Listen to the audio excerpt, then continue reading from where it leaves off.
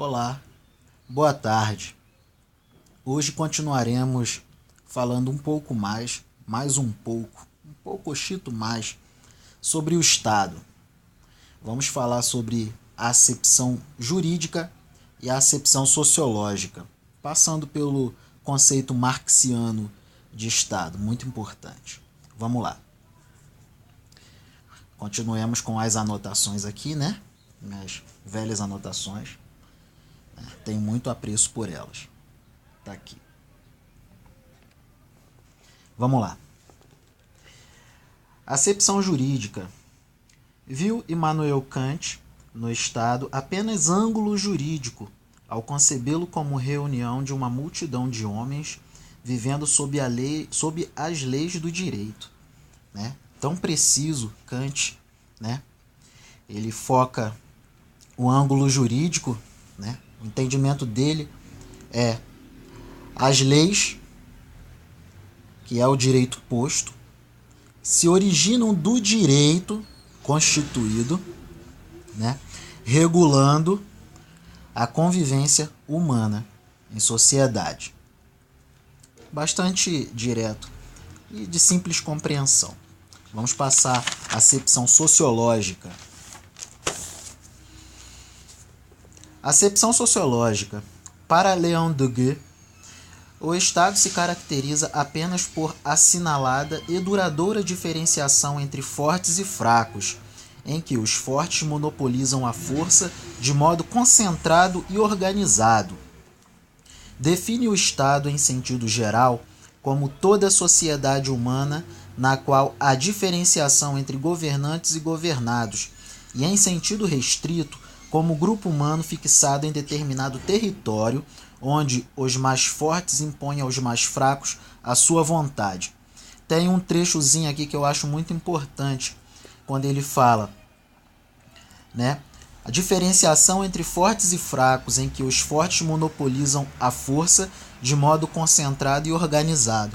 É interessante nós rememorarmos, né? Vamos remontar a teoria das elites políticas, né? Gaetano Mosca, Vilfredo Pareto, Charles Wright Mills e o próprio Robert Dahl, né?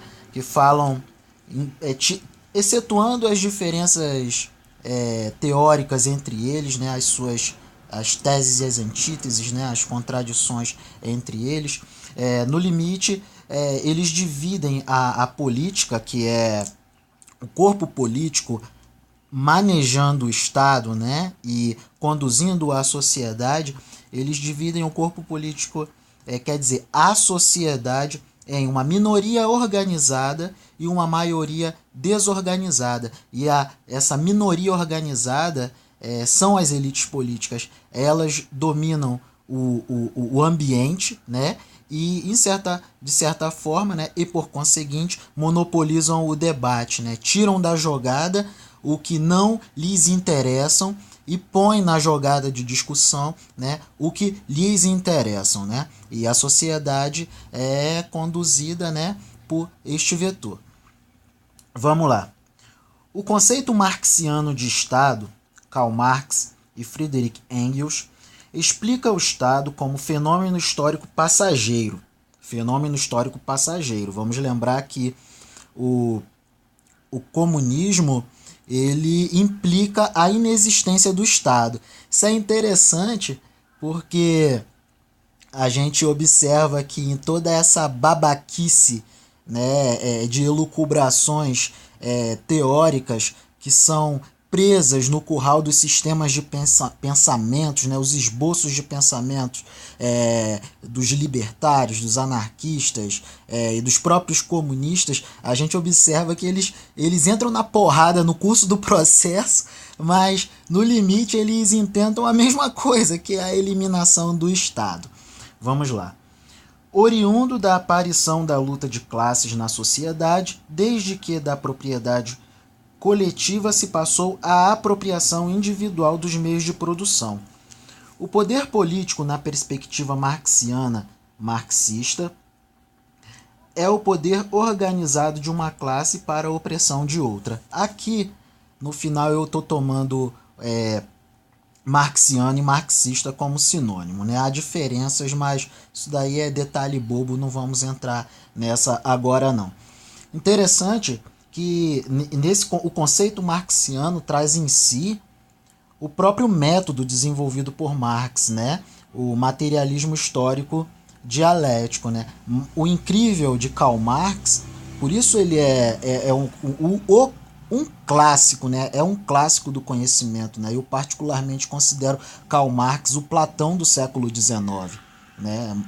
Muita pretensão minha falar isso, até porque eu não sou ninguém. Mas vamos lá.